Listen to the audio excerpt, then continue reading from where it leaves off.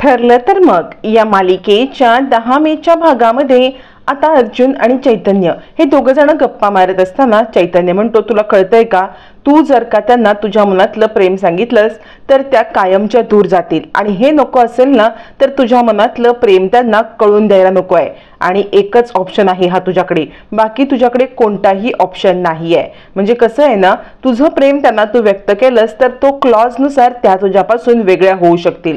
यावरती अर्जुन म्हणतो, नाही त्यांनी माझ्यापासून वेगळं होता कामा नये, यासाठी काहीतरी सोल्युशन सांग चैतन्य।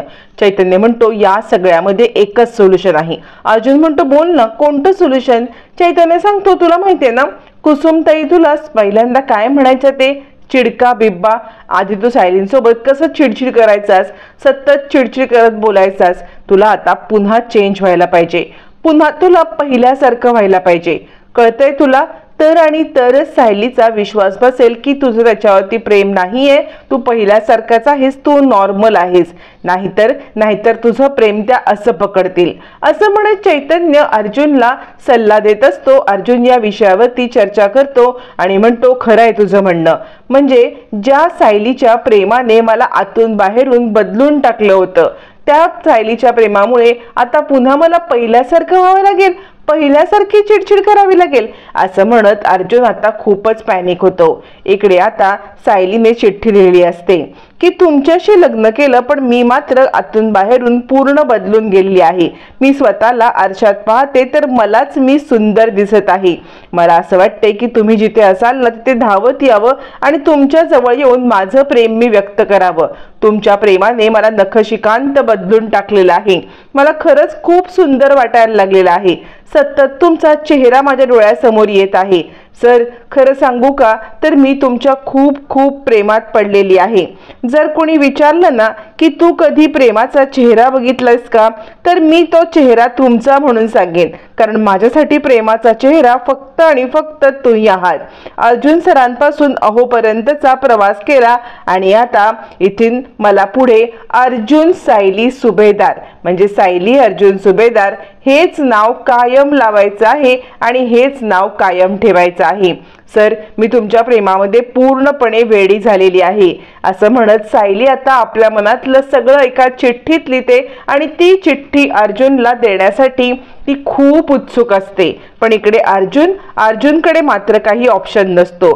त्याला चैतन्य सांगत असतो, तुला आठवतंय का, तुला आठवतंय ज्या वेळेला सायली वहिनी चिडून गेल्या होत्या कुसुमकडे तेव्हा तुझी अवस्था काय झाली होती। त्यावेळेला अर्जुनला आठवतं सायलीला मनवण्यासाठी आपण काय काय नाही केलं आणि 2 दिवस सायली घरात नव्हत्या तर आपली अवस्था विचित्र झाली होती आणि आत्ता जर का त्या कायमच्या निघून गेल्या तर आपण असं मरूनच राहू, आपण जगूच शकणार नाही आणि त्यामुळे सायलीला मला प्रेम हे कळालंच नाही पाहिजे। त्यावरती अर्जुन म्हणतो, हो त्या दिवशीच तर मला आठवतंय, पण ज्या दिवशी त्या माझ्यावरती चिडून घर सोडून निघून गेल्या होत्या आठवतंय। त्यावरती आषाढी एकादशीचं सगळी घटना अर्जुनच्या डोळ्यासमोर आठवते। सायली बॅग घेऊन निघून गेलेल्या तेव्हा पण अर्जुनची अवस्था अगदी जीव गेल्यासारखीच झाली होती। अर्जुन म्हणतो, नाही 1-2 दिवस जर का मी सायलीशिवाय राहू शकत नाही तर कायमचं मी सायलीशिवाय बिलकुल राहू शकत नाही।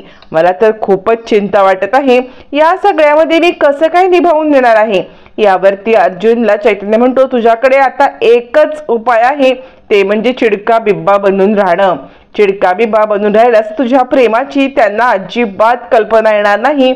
आणि असं म्हणत चैतन्य आणि अर्जुनचं बोलणं चालू असतं।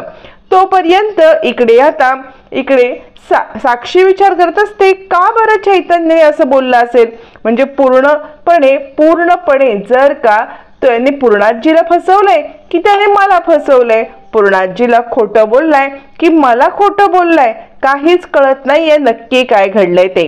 असं म्हणत साक्षी विचार करत असताना चैतन्य येतो आणि साक्षीला म्हणतो, काय ग साक्षी काय झालं। यावरती अशी आता साक्षी मागे वळते।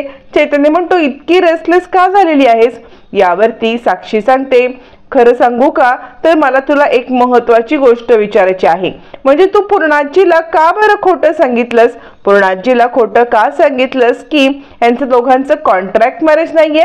यावरती आता इकडे अर्जुन म्हणतो, काय पूर्णाजीला सांगितलं हे तुला कसं कळलं, म्हणजे तू आणि तन्वी कॉन्टॅक्ट मध्ये आहात आणि तू आणि तन्वी कॉन्टॅक्ट मध्ये आहात हे रविराज सरांना माहिती आहे का? सुभेदार फॅमिलीला माहिती आहे का? त्यांना सगळ्यांना हे चालणार आहे का? असं म्हणत चैतन्य विषय आता भरकटवतो आणि इकडे तिकडे विषय काढत मेन मुद्दा टाळण्याचा प्रयत्न करतो. साक्षी विचारत नाही, मी जर आता पुन्हा या विषयाकडे वळले तर चैतन्य माझ्यावरती चिडेल आणि उगाचच काहीतरी गोंधळ होईल. सध्या मला चैतन्याला सावरायलाच पाहिजे. चैतन्य म्हणतो, बोल बोल, तू तन्वी सोबत कॉन्टॅक्ट मध्ये आहे तर तन्वीला का हे तू सांगितलंस? आता मात्र साक्षी गडबडते. साक्षी म्हणते, कसं आहे ना, मी तुला एक गोष्ट सांगू का? अरे काय झालं, त्या दिवशी माझ्याकडे तन्वी रडत आली होती. रडत रडत ती माझ्याकडे आली आणि आता ती मला सांगायला लागली की माझं अर्जुनवरती प्रेम आहे, पण अर्जुन मला हे नाही करत आहे, असं तसं खूप रडत होती. आणि म्हणून तिला बरं वाटावं ना रे जरा तरी, म्हणून मी हे सगळं केलं. मी तिला म्हटलं की नाही, त्यांचं कॉन्ट्रॅक्ट मॅरेज आहे असं म्हणत इकडे आता साक्षी चैतन्याला खोटं बोलत असते. चैतन्य पण साक्षी सोबत खोटच बोलत असतो. इकडे अर्जुन आता कारमध्ये बसलेला असतो आणि तो विचार करत असतो, सायली, तुमच्यामुळे आयुष्यामध्ये तुमच्यामुळे मी पूर्णपणे बदलून गेलो होतो. तुमच्यामुळे मी पूर्णपणे बदलून गेलो आणि आता परत तुमच्या समोर चिडका बिब्बा असल्याची ऍक्टिंग करायची? नाही सायली, नाही, मला हे नाही शक्य होणार. तुमच्याशी रूढ वागणं कसं शक्य होईल? मी हे कसं मॅनेज करू शकेन? मला खरंच काही कळत नाहीये. आता माझ्यासमोर काही दुसरं ऑप्शन पण नाहीये. असं म्हणत अर्जुन आता स्वतःशीच बोलत असतो. काय करावं काय नाही हा विचार करत असतो. तोपर्यंत सायली मात्र लिहिलेली चिठ्ठी कुठे ठेवू, इथे ठेवू की तिथे ठेवू, अर्जुन सरांना पटकन कशी सापडेल असा विचार करत आपल्या प्रेमाचा आता कबुलीनामा देण्यासाठी उत्सुक असते.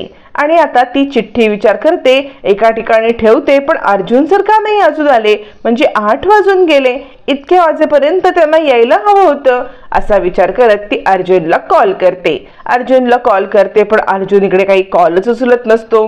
तो विचार करत असतो की मला जर का चिडका बिब्बासारखं वागायचं आहे तर इथूनच ती सुरुवात आहे. इकडे तोपर्यंत चैतन्य म्हणतो, अगं पण किती काही झालं तरी तू तन्वीला सांगणं अपेक्षित नव्हतं ना, खूप मोठा तू गोंधळ केलास. म्हणजे तुला कळतंय का? मग अर्जुन इकडे साखरपुड्याला आला म्हणून मी त्याच्यावरचा राग काही विसरलेलो नाहीये. माझ्या मनात त्याच्याविषयीचा राग आहेच, पण एक गोष्ट लक्षात ठेव, हे जे आहे ना, हे हत्यार म्हणून मला वापरायचं होतं. तू का बरं तन्वीला सांगितलंस? यावरती साक्षी म्हणते, सॉरी चैतन्य, माझ्याकडून खूप मोठी चूक झालेली आहे. पण तू मला एक गोष्ट सांग ना, तू पूर्णांचीला खोटं का बोललास? तू का नाही पूर्णांचीला खरं सांगितलंस? चैतन्य म्हणतो, तुला कळतंय का साक्षी, अगं या सगळ्यामध्ये जर पूर्णांचीला मी खरं सांगितलं असतं, तिला हार्ट अटॅक आला असता, तिला अजून काय झालं असतं आणि हे मला नसतं चाललं. म्हणजे मला अर्जुनला धडा शिकवायचा आहे, पण त्यासाठी मी पूर्णांचीला का बरं हर्ट करू? आणि म्हणून मला हे सगळं अजिबात पूर्णांचीला सांगायचं नव्हतं. आणि मी तुला सांगू का, मी या हत्याराचा उपयोग आहे ना हा अर्जुनच्या विरोधात करणार आहे. ज्या वेळेला योग्य वेळेला, म्हणजे कसं आहे ना, योग्य वेळ ज्या वेळेला येईल त्याच वेळेला मी अर्जुन समोर हे कॉन्ट्रॅक्ट मॅरेजचं हत्यार काढणार आहे आणि त्याला धडा शिकवणार आहे असं म्हणत चैतन्य खोटं अर्जुन विरुद्ध आता इकडे साक्षी समोर मांडत असतो, जेणेकरून साक्षीला कसलाही संशय येऊ नये. साक्षी म्हणते, अरे पण या सगळ्याचा काहीतरी पुरावा असेलच की, असं म्हणत साक्षी पुरावा काढण्याचा प्रयत्न करत असते. चैतन्य आता विचार करतो, अरे बापरे, म्हणजे ही आता माझ्याकडून पुरावा काढून अर्जुनला चितपट करण्याचा विचार करते. तर चैतन्य विचार करतो आणि म्हणतो, अगं पुरावा कशाला हवे तुला पुरावा? म्हणजे तुझा माझ्यावरती विश्वास नाहीये का? मी सांगतोय ते काफी नाहीये का? मी तुला सांगतोय ना की त्यांचं कॉन्ट्रॅक्ट मॅरेज आहे म्हणून. यावरती साक्षी सांगते, माझा विश्वास तुझ्यावरती माझ्यापेक्षा जास्त आहे, माझ्यापेक्षा जास्त माझा तुझा विश्वास आहे आणि या सगळ्यामध्ये मी तुझ्यावरती पूर्णपणे विश्वास ठेवून आहे. पण तरी सुद्धा काहीतरी कॉन्ट्रॅक्ट मॅरेजचा प्रूफ असेल ना. अर्जुन सारखा इतका हुशार वकील कोणताही प्रूफ न ठेवता कॉन्ट्रॅक्ट मॅरेज करेल का? यावरती चैतन्य म्हणतो, प्रूफ असेल तर मला माहित नाहीये असं म्हणत तो विचार करतो, अच्छा म्हणजे ही माझ्याकडून हे असं गोड बोलून सगळं काढण्याचा प्रयत्न करते आहे. तर पण हिला माहित नाहीये आतापर्यंत ही माझ्याशी गेम खेळत होती, पण आत्ता मी हिच्याशी गेम खेळणार आहे. हिला हिच्या जाळ्यामध्ये असं अडकवणार आहे ना की हिलाच कळणार नाहीये समोर चाललंय ते सत्य आहे की यापुढे असणार आहे ते सत्य आहे. त्यावरती साक्षी विचार करते, चैतन्य तुझ्याकडून मी अशा अशा गोष्टी काढून घेईन ना आणि तुला कळणार पण नाही. दोघं एकमेकांना फसवण्याच्या गोष्टी मनातल्या मनात करत असतात. पण साक्षीला माहित नसतं की चैतन्याला सगळं सत्य समजले आणि चैतन्य आपल्यासोबत डाव खेळतोय. चैतन्य आता अचूक डाव खेळत साक्षी विरुद्ध सगळे पुरावे आता गोळा करून कोर्टात सादर करण्याचा विचार करत असतो. तोपर्यंत सायली बिचारी कंटिन्युअसली अर्जुनला कॉल करत असते. बरेच कॉल झाल्यावरती सुद्धा अर्जुन कॉल उचलत नाही, म्हणून सायलीला चिंता वाटते. अर्जुन विचार करतो, नका मिसेस सायली, इतकी तुम्ही माझी काळजी करत बसू नका. आणि फायनली तो फोन उचलतो. फोन उचलल्यावरती आता इकडे सायली सांगते, अर्जुन सर, अहो कुठे आहात तुम्ही? खूप उशीर झाला, आज तुम्हाला यायला जरा लेट होतोय का? अर्जुन म्हणतो, मिसेस सायली तुम्हाला कळत नाहीये का मी काय इथे टाइमपास करत बसलोय का? अहो मी तुमचे कॉल उचलत नाही म्हणजे माझं काहीतरी काम आहे, एवढी साधी गोष्ट तुम्हाला कळू नये आणि सारखं तुम्ही मला कॉल करून डिस्टर्ब करू नका. असं म्हणत अर्जुन चिडतो आणि फोन ठेवून देतो आणि विचार करतो, माफ करा मिसेस सायली, मला तुमच्याशी हे असं वागायला लागतंय. या सगळ्यामध्ये तुमची काहीही चूक नाहीये, तरी सुद्धा माझं प्रेम लपवण्यासाठी मला हे सगळं करावं लागतंय. मला माफ करा, खरंच मला माफ करा. आणि सायली विचार करत असते, अर्जुन सरांना खरंच कामाचा खूप लोड आहे का? म्हणजे कामाचा लोड असल्यामुळे ते माझ्याशी असं वागतायत का? असू दे, त्यांना घरी येऊ दे, मी त्यांचा कामाचा वर्कलोड पूर्णपणे शांत करेन आणि त्यांना छानपैकी गरमागरम कॉफी करून देईन. असं म्हणत सायली किचनमध्ये जाऊन कॉफीची तयारी करते आणि अर्जुनची वाट पाहत असते. तोपर्यंत रविराज स्टडीमध्ये काम करता करता बसल्या ठिकाणी झोपी जातात आणि झोपेतच प्रतिमा असं बोलत असतात. तितक्यात तिथे सुमन येते आणि सुमन ऐकते आणि ती रविराजांना उठवण्याचा प्रयत्न करते. भाऊजी काय झालं? रविराज चटकन झोपेतनं उठतात आणि अगं सुमन प्रतिमा आणि त्यांना कळतं की हे आपलं स्वप्न होतं. सुमन म्हणते, भाऊजी तुम्हाला स्वप्न पडलंय? यावरती रविराज म्हणतो, हो मला प्रतिमा आल्याचं स्वप्न पडलं, पण इतकं माझं भाग्य कुठे की ती सत्यामध्ये येऊन माझ्या समोर उभी राहील. खरंच मी खूप दुर्भागी आहे, मला न प्रतिमाचा सहवास सुद्धा लाभत नाहीये. यावरती कुसुम आता सुमन सांगत असते, हे बघा भाऊजी तुम्हाला हे स्वप्न पडलंय ना, हे सुद्धा हा एक संकेतच आहे. आणि घाईघाईत सुमन आता प्रियाला बोलवते आणि बघ ना भाऊजींना काय होतंय बघ ना. यावरती प्रिया म्हणते, बाबा काय झालं? मग मात्र रविराज सांगतात, अगं मला प्रतिमा स्वप्नात दिसली, मला असं वाटतं हा संकेत आहे का? यावर सुमन म्हणते, हो भाऊजी हा संकेतच आहे की प्रतिमा वहिनी आपल्या जवळपास आहेत आणि आपण त्यांचा शोध घ्यायला पाहिजे. रविराज म्हणतो, हो सुमन तुझं म्हणणं मला बरोबर पटतं आहे, हा एक प्रकारचा संकेतच आहे, मला ताबडतोब तिचा शोध घ्यायलाच पाहिजे. कुणी काहीही बोललं तरी मला प्रतिमाला शोधलंच पाहिजे. प्रिया विचार करते, झालं याचं प्रतिमा पुराण सुरू झालं. म्हणजे इतक्या वर्षापूर्वी ती गेलेली आहे तरी आपलं प्रतिमा तिचा शोध घेणं अँड ऑल हे सगळं वेडेपणा आहे. पण रविराजांना हा वेडेपणा वाटत नसतो, त्यांना हे शुद्ध प्रेम वाटत असतं.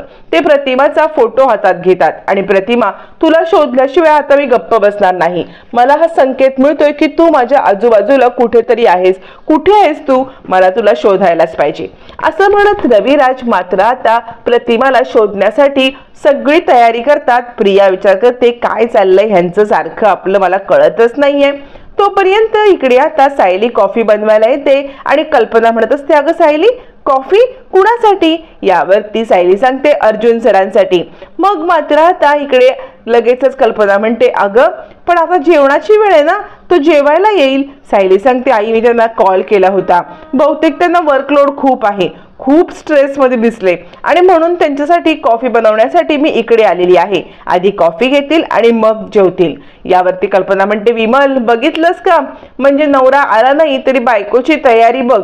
तितक्यात तिथे अर्जुन येतो आणि मग सायली धावत पळत पाण्याचा ग्लास घेऊन अर्जुनसाठी जाते आणि त्यावेळेला अर्जुन विचार करतो, मिसेस सायली इतकं गोड हसू नका, इतकं गोड हसून माझ्याकडे पाहू नका, जेणेकरून मला तुमच्यावरती रूढ वागता येणार नाही. सायली अर्जुनला पाणी देते. अर्जुन म्हणतो, मागितले मी पाणी, मला नको आहे पाणी आणि कॉफी माझी वरती पाठवून द्या. असं म्हणत रागारागात अर्जुन आता सायलीला ओरडतो आणि वरती निघून जातो. कल्पना म्हणते काय ग सायली, अर्जुनचं काही बिनसलंय का?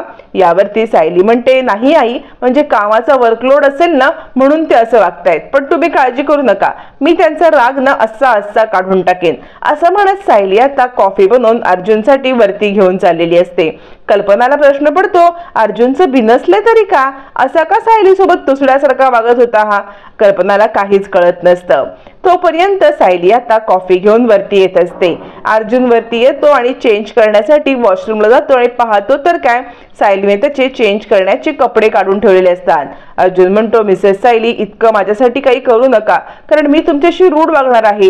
हे रूढ मला वागता आलं पाहिजे, नाहीतर माझं प्रेम तुम्हाला दिसलं तर तुम्ही मला सोडून जाल. असं म्हणत अर्जुन सायली सोबत रूढ वागण्यासाठी प्रयत्न करत असतो, पण सायली तितकीच अर्जुनच्या जवळ येण्यासाठी प्रयत्न करत असते आणि आता ती अर्जुनसाठी काही ना काही करत असते. पण अर्जुन चिडतो, तिला झिडकारत असतो. तुम्हाला सांगितलं ना माझी कामं मी करत जाईन, सारखं इंटरफेअर करत जाऊ नका म्हणून तुम्ही, असं म्हणत तो सायलीवरती दटावतो. नंतर दुसऱ्या दिवशी तो सायलीला सांगतो, मला असं वाटतंय तुम्ही माझ्या फॅमिलीमध्ये जरा जास्तच इन्व्हॉल्व्ह होत आहे, कारण त्यानंतर जेव्हा ती वेळ येईल तेव्हा तुम्हाला त्रास होईल. सायली म्हणते, सर कोणती वेळ, काय बोलताय तुम्ही? यावरती अर्जुन म्हणतो, कॉन्ट्रॅक्ट मॅरेज संपण्याची वेळ येईल त्यावेळेला तुम्हाला त्रास होईल आणि म्हणून तुम्ही या सगळ्यामध्ये जास्त इन्व्हॉल्व्ह होऊ नका. असं म्हणत अर्जुन सायलीला एक प्रकारे कॉन्ट्रॅक्ट मॅरेजची आठवण करून देतो आणि सायली विचार करते, म्हणजे सरांचं माझ्यावरती प्रेम नाही आहे का? आता दोघांचा हा गैरसमज दूर होऊन दोघांचं प्रेम एकमेकांच्या समोर कसं येणार हे मात्र पाहणं फारच रंजक ठरणार आहे.